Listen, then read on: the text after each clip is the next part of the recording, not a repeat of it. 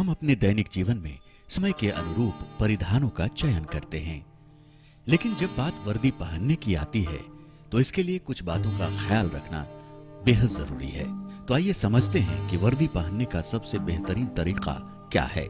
वर्दी पहनने के क्रम में सबसे पहले मोजे यानी जुराबे पहनने चाहिए, क्योंकि पैंट पहनने के बाद मोजे पहनने से पैंट के मुड़ जाने की संभावना रहती है।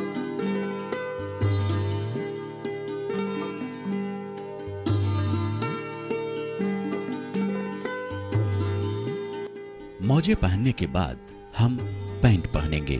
पैंट पहनने के बाद जूता पहनने की बारी आती है, लेकिन जूता पहनने से पहले हम अपनी पैंट की जिप और बटन को खुली रखेंगे, जिससे झुकने में किसी तरह की परेशानी ना हो।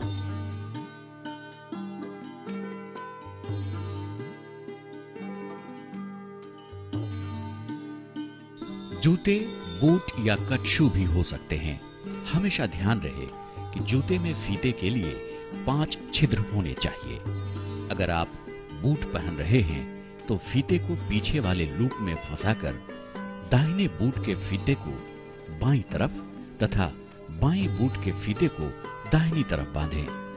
ऐसा इसलिए कि फीता बांधने में आसानी हो और बंधन पैंट के भीतर छुप जाए। पुलिस निरीक्षक एवं उनके ऊपर के पंक्ति के पदाधिकारी के जूते का टो स्टिच्ड या ऑक्सफोर्ड कट रहता है, जबकि अवर निरीक्षक एवं उनसे नीचे के पदाधिकारी के जूते का टो प्लेन रहता है।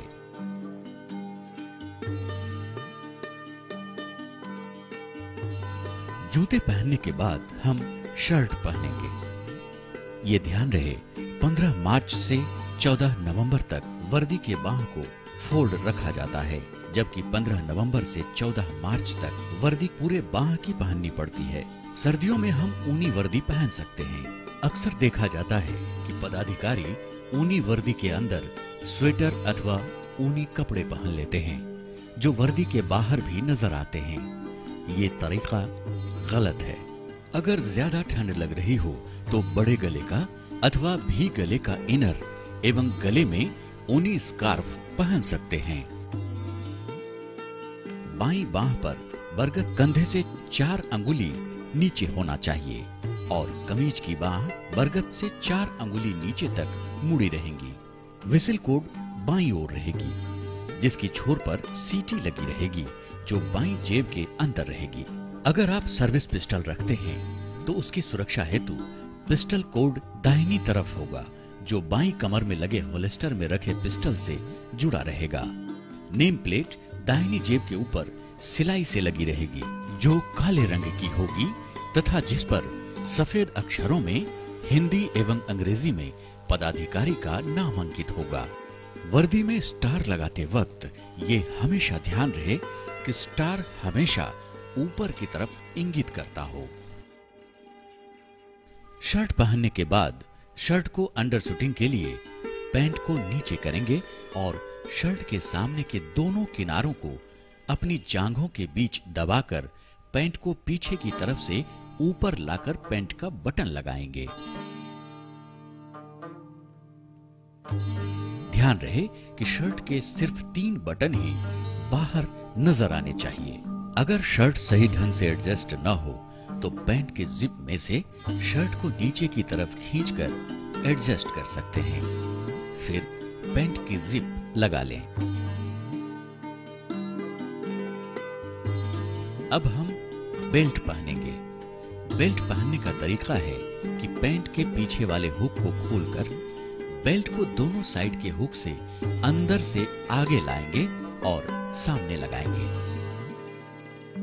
ध्यान रहे कि बेल्ट सही ढंग से टाइट हो और बेल्ट पर लगा बैज, शर्ट की बटन और पैंट की जिप एक सीध में हो। बेल्ट पहनने के बाद भी अगर आपकी शर्ट मुड़ी नजर आए तो अपने दोनों अंगूठे को पैंट के अंदर डालकर पीछे की तरफ ले जाएं, जिससे शर्ट सीधी हो जाए। अंत में हम लोग कैप पहनेंगे। यहाँ ध्यान देना है कि कैप यानी टोपी में लगी बैज बाईं भौं के ठीक ऊपर हो और करीब 1 इंच ऊपर हो। कैप को एडजस्ट करने के लिए कैप के बैज को 2 उंगलियों से दबाते हुए कैप को दाहिनी कान की तरफ खींचना है, जिससे कैप एडजस्ट हो जाए।